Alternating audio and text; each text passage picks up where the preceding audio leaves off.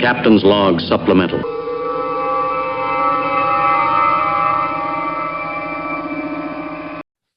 So, Miss Vicki. Yes, sir. Do you remember when we were watching those WRL events and some of those grid life events where you used to see the in-car video and it had like the cameras seeing front and back, but it also could see all the telemetry and everything that was going on? Mm-hmm. You know, most of the ones that we liked were taken by the Sentinel system. Remember James came on our podcast earlier? Right. You know, we have no excuse since he lent us one for trial and demonstration purposes. We should actually probably put that in one of our cars. Maybe two. I really think we should. I think we should. I know. Because then we'd look like the immature endurance racing team that we are. Oh, wait, I mispronounced that, didn't I? Sorry, my bad. We could So what does the Sentinel system do? We could have 3 cameras with picture-in-picture. We could have, if we ever get the AIM system to work, open invitation to anybody from AIM to come on and give us a little bit of love. We need some help. And then we could have all our telemetry on there.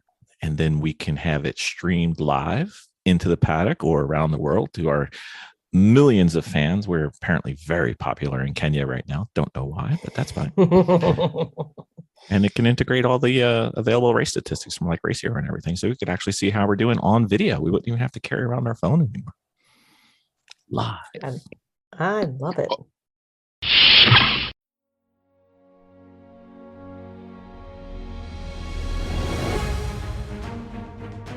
From the great halls of their house, there are assembled 3 who hope to one day be the world's greatest driving heroes.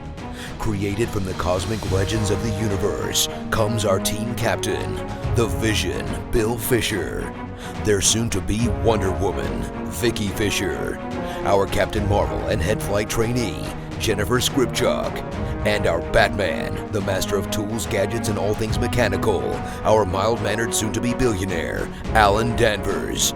Their mission, to fight injustice, share what is right and wrong, to get you out of your house and come out racing with them, and serve all mankind. They are the Garage Heroes in Training Team.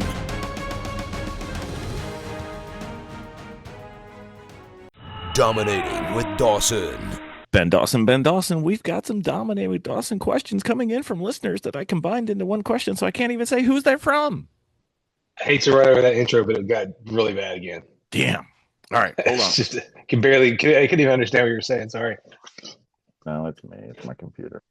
You had a lot of great energy, though. I could tell you were really popping. You were really bringing it. I was there, man. I was all over this stuff. For some reason, the USB drivers on my computer have decided that they don't want to work. So when I plug my USB microphone in, sometimes it works and sometimes it doesn't. So that's why I got the little microphone holder thing there. It is not working right now. It's still kind of sounding garbled and messed up. All right. We're going au contraire. It's going to sound bad, but it'll be consistent. Okay, there we go. Consistently bad. Let me see if I can change it to something a little better, though. Is that one better? Yes. All right. Yeah, that sounds pretty natural to me. Making the best of a bad situation. Anyway. Yeah, that doesn't sound bad at all. Right. A little ambient, but it's fine. Yeah, that's fine. We're 700 episodes in. We're allowed to screw one up every now and then. It's fine. This will be fun. All right, very well. All right, Ben Dawson, we have listener questions that beat around the same topic, so I combined them into one question, so I can't even say who they're from. Codename a bunch of people. Alleged listeners. Well, I think that's fantastic. I love it when people write in and trust us with their questions and feedback, and even trust us enough to listen. And I'm glad that they're into it. So I'm excited. I'm ready to get into it. See, I can't tell if they trust us enough to listen to us, or they just want to hear what dumb stuff we'll say about this certain topic. So either way, we appreciate it. Either one's great. We can either be helpful, accurate, or at least hopefully entertaining. You never know. Yeah. All right, so since we're having microphone issues, if you don't like the sound of my microphone, try to tell me how to fix a USB driver on my laptop, and I'll be all back on normal status. But anyway, so we had a few questions, like 3 they weren't in a row, but they were kind of in a short sequence, and it basically beat around the bush of, hey, I'm new to driving, I just got a new car. Mm-hmm. What does a car that feels right feel like? Because they're like it's not like, oh, is it driving different than it normally does? If it's you're new to this, or if it's a new car to you, you don't know what normal is. But when a car feels right, Right. Yeah. Um, sort of the natural anti-question to this is we know what feels wrong. We know when the car won't turn in. We know that if it feels understeer, like it's plowing, or it's or bouncing, or yeah, boom, boom, boom, we boom, know boom, boom, boom. if we see like the one corner uh zip way down, we got a bunch of body roll. We don't we could spot several obviously bad stuff, but it's kind of a little harder to nail down what a car is doing when it's right. But to my mind, a car that's what's the question? When is the question when it feels right? Is that the question? What does feeling right feel like? Okay. Yeah, I mean, to me, it's a car that will that brakes well, slows real well and rotates in without a lot of drama. To me, it's just a pretty neutral car. To me, a car that's right is a little tail happy, getting in and out. Like I like a Hmm. car with a bunch of oversteer built into it. But what I like is not what everybody likes. But Right. some a universally agreed upon car that's pretty good is a neutral handling car, a car that's not fighting you to get rotated in, and it's not tail happy coming out or something like that. So just a car that would just, in my mind, easily rotate in, easily unbinds exiting the corner without a lot of drama. You can just open the wheel back up and get fully plant the power without any kind of issues. Just a smooth driving, balanced car is what I would say. Kind of is universally agreed on by everybody is the baseline of right. You can tune it to your own personal taste from there. Season to taste. Yeah. I guess the two things that came to mind most immediately was there is no universal right. Like you like a car this way, Right. I Yeah. like a car this way, Vicky likes a car this way. So I guess the summation is it should be easy, pretty comfortable to do a fast lap time. Yeah. Yeah. I agree with that. And then as you're developing into this new car more and more, you might find that you want to evolve your setup to more suit you. I think when I'm talking about a universally agreed right, I'm kind of just in my mind, I'm picturing like being in a room full of 10 pretty good racers and sort of asking them, what's your baseline for okay? And then, but what do you prefer? You know what I mean? I think everybody Yeah. would want a pretty neutral car to start with. And then, if they find that the car might have a little more strength when you push the fronts a little harder, they might want to dial some understeer into it. If they find that they really like the car being free and easy, getting in and out, kind of swinging the tail around. I mean, it depends. A lot of times I've had a chance to drive a car that's very oversteery and it lets me the butt swinging around lets me get the throttle open quicker because the car is aggressively straightening itself out coming out of Yeah. the corner as you're sliding out. As you're sliding out, you could be getting on the gas at the same time too. So it's just I'm the only person on my team who likes it like that. Like we were racing one weekend, the team was, and I wasn't there. And they called me like midway through Sunday morning, like, "Hey, can you come up here? We don't know what's wrong with the car." And I got in there, and it was like hilariously loose. It's so much fun. It was like the most fun I ever had driving the car. I was like, "There's nothing wrong with that car in my mind," but everybody else was like scared to death to drive it. Yeah. So I guess in an effort to try and be helpful, that in spite of some of our episodes, we do try to be helpful. Sometimes we have more fun than help, but it I think a feeling, just a general feel, of yeah, feeling solid in the car. You're not worried about how it's braking. You're not worried about how it's doing this and this and this. And as long as I feel confident in a car, especially a car that's new to me, I know I'm going to be doing a bunch of time and a bunch of stuff with this car.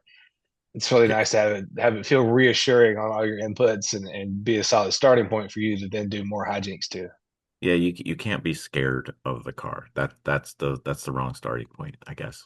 Yep, I agree with So that. so if I were to say what does a car that's right feel like, I would start with, you know, your comfortable, not comfort. Like, there's no AC and massaging seats, or, we're not talking that kind of comfort. We're talking, Comfort, like no worries. I can do when I want to go do something, it does what I want, and I can predict it, and it's not going to be like, whoa, trying to kill me. Yeah. And then, it's, lap time. matters. It can be a comfortable car and it be dog slow, um, relative to other cars with similar horsepower and tires and things like that. But the thing that takes it to the next step of when a car is right is when I get out of a car, if I'm thinking about me, driver, Hmm. I think about certain things. But when I get out of the car and I'm thinking about car, I think of like what one or two or maybe three things would I want the car to do in a certain spot or maybe general. Like it oversteers or it understeers just too much, or the brakes feel mushy and not confidence Hmm. inspiring. Yeah. And once I get to the point where those are like, well, in turn six, if I'm on the high line, I'd like it to be a little more on the nose than it is. When I start getting to like minuscule things, the car is pretty Yeah. much right. And I'm just kind Right. of being a whiny bastard who wants a perfect car.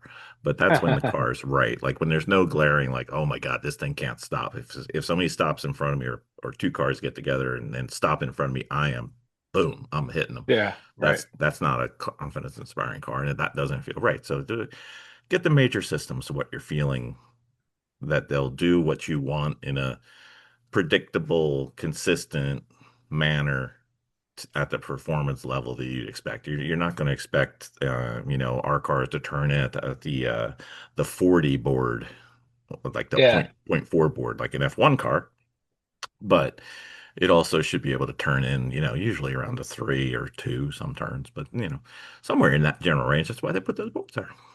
Yeah, so, as you're talking about that, I was kind of thinking about sort of the lessons you were saying. Sort of led me to think about the motivation or the lived experiences that are kind of prompting these questions from our listeners. I want to know kind of what's making you ask that. What are you currently experiencing? Is there something specific with a car or a platform that you're dealing with? I'd love to get more into that than just the general answer of like, right is a car that doesn't scare the crap out of you and does most things pretty well, and then you build it from there. I mean, that's a good general truth, but I would love to hear more specifics from the listeners about what sort of things are prompting the question and maybe some specifics. I'd love to get into that. If anybody would like to write in and talk to us more about this.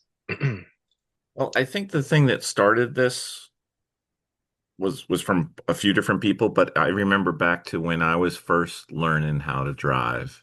We still do. We have a friend who's a very good racer, and I was talking to him. His name's Chris, and he was like trying to explain to me. He was my first instructor. He was trying to explain to me with threshold braking and I'm like, it would be great if we sat in the parking lot, right?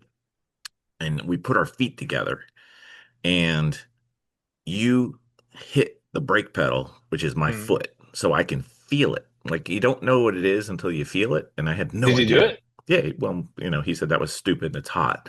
Don't be dumb, Bill. Uh And huh. so, but I was thinking that would be like really cool because then I could feel what it feels like as opposed to seeing it when he drives or being told what it is. Sometimes you just gotta feel it. It's like I don't know, anybody who hits a golf ball. When you hit a golf ball wrong, you feel it, but when you hit it Right. right, you almost don't feel it, and the ball just goes wee. Yeah. And sometimes you just got to experience it. And when you're young and early in your career of driving, you don't know feel you don't know what the feeling feels like, and you don't know what the feeling means. Like if somebody comes in and they says, "Hey, the car is not handling well," and you ask them what it is, and you say, "Is it pushing, or is it too tight or too loose?" And they just look at you with the big wide eyes, going, "My belts are fine. I don't know what you're talking about." Yeah. Sometimes you just got to learn it.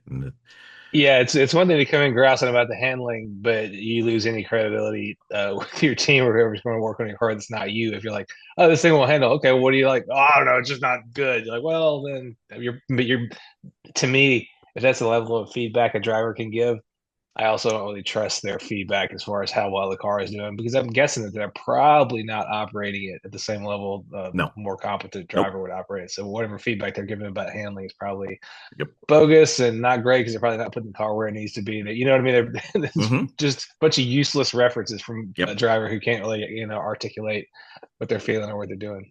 So just hang on. This story is going to actually get somewhere. Just wait. So I'm doing laundry today. So I flip Hmm. on the old tube of view, and I'm watching this this TV is, I want something that I can listen to and not really have to watch because I gotta, Right. I gotta make sure I fold the towels need to be folded a certain way in the Fisher household, So or Miss so Vicki much, gets. so much do I understand what you're saying. Okay.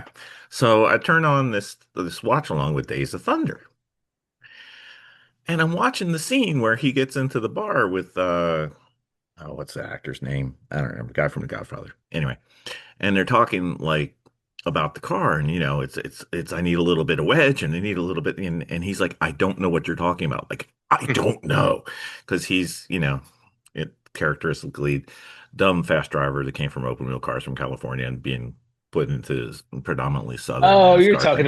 you're talking about the consigliere from The Godfather too. Yeah, yeah, yeah. John, what's his name? Robert Duvall Robert and Duvall. Yeah, Days of Thunder and stuff. yeah, I got you. Yeah. yeah.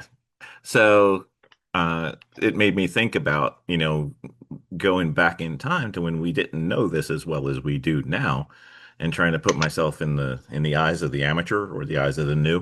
Hmm. And I think they're trying to figure out, the car could be right, but they Right. don't know what right is, so they don't know what right feels like, so they can't say whether it's right. So sometimes there's advantages to having somebody, especially on a practice day or an HPD, have a good driver, instructor, coach, racer, whatever, somebody you Yeah. trust. Have them take the car out and say, "Well, what do you think?" And then they'll give you an honest appraisal from a, semi-calibrated but dyno, and say, "Hey, the car's just right," or "I'd like it a little looser than that, but you're probably right where you're at. It's probably good," or "Oh my God, I don't know how you're driving it." And Yeah, I agree. I think that's always a good value to have somebody else kind of go out and put a benchmark lap down, especially if you're pretty confident that you're still a developing talent. You know what I mean? yep, If you're sure you're not getting all the meat off the bone, put somebody who can get it closer to the bone in the car. But also, if you got two seats in there, go with them. yeah, exactly. If you Even have if two seats, for sure.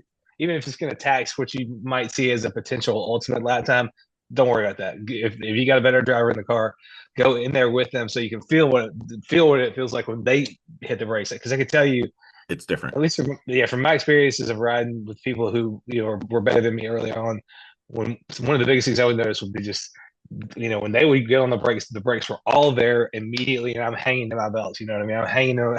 I'm like hanging to my belts like I'm trying to do skydiving. So that was one of the things that I noticed. But there's so many things you'll pick up from riding with a driver who's a little further along or a lot further along in their Yeah. talent development than you are, and you'll get some great feedback about the car. So I think that's a good point too, Bill. It's like if you're having these doubts and want to figure out how things are going. That's funny. I was thinking about just this idea the other day. When I got my first guitar, I wasn't doing great with trying to learn. It was taking me forever to pick up this or forever to pick up that. And of course, what do you blame? You blame It's the the tool, instrument. buddy. It's the tool, it's the instrument. So, My frets are so too high. The yeah, board doesn't have the right action. Yeah, my I'm with you. action's all messed up. Yeah. So of course I end up somewhere like took it to like a church retreat or something like that. And then some kid who's like, 3 or 4 years older than me and knows how to play a whole lot better picks up my guitar, which I'm sure is defective, like rips off an Aerosmith song and Stairway to Heaven and it sounds great, perfect. I was like, well, we've eliminated one thing that's Might not a not be the problem. guitar. That's one thing we know is okay. But I mean, he demonstrated that the guitar was fine. The Yeah. guitar was right. He's like, hey, your guitar is right. It works. It works Yep. fine. It's doing all the stuff it's supposed to do. So. And there's something to be said for that for your car too. I remember a friend of ours, former podcast guest, he came on and he had his car there, and it was new to him, street car, HPD car, and he had Tom O'Gorman take the car out. Just Mhm. they were friends, and Tom takes it out and he comes back in and he says, "Yeah, the car's pretty good. I'd like it a little bit, like minor things." And our friend was kind of down because Tom beat him by 2 seconds, and What? I'm like, dude, you should be very happy. Yeah. You were close to the hole, buddy. Yeah, I mean, you're within 2 seconds of Tom Montgomery. You're doing all right, and he's like, "Yeah, but he beat me by 2 seconds." I'm like, "Listen, if it was his car and he wasn't worried about it, and he was actually trying, he probably would have beat you by 3 seconds because he wasn't going 100%. So, Yeah. but you're still an HPD too, bud. You're not Oh, gonna wow. you're This not guy gonna be was a- beating Tom Gorman in HPD too." That's funny. Conversely, I've heard more than one story about people asking Randy Post to take the car out of the D or something like that. Like, hey, go show me a benchmark, and either ride with him or not, but saying that dude is so rough on a car, he just goes out and breaks you. He's like, "Oh, you want to see absolute? Here you go. I'm gonna slam this thing around like it's a road and track, test car." So there are differences on the spectrum. Not to say that there's anything wrong, but I've heard people say if there's a problem with your car, let him take it out and he'll show you where the weak point is. Which He's is used to not testing bad. cars. Yeah, not a bad trade. I'm not condemning the practice at all. I'm just saying it's a different experience. Yeah. So we can't really tell you, I guess in summation, we can't really Yeah, tell you what it feels like because, it it's feels a feeling. different. It's Yeah, a feeling. it's a feeling. It's kind of like you ever get into those philosophical questions like, is the purple that I see the same purple as you see it? No, absolutely not. Ain't nobody got time for that. Okay. Well, you know what we got time for? We got time for another Dominate with Dawson sometime, but Hello, I think the another time time. for Dominate with Dawson of this time is done. Circling the drain. That's right. Bloop, bloop, Thank bloop, you for bloop, the bloop, bloop. questions. Yes. Thank you. Codename several people. Yes. I got to come up with a better shtick, but no, that's it. That's what I got. Thank you, Ben. All right. Thank you. That was fun.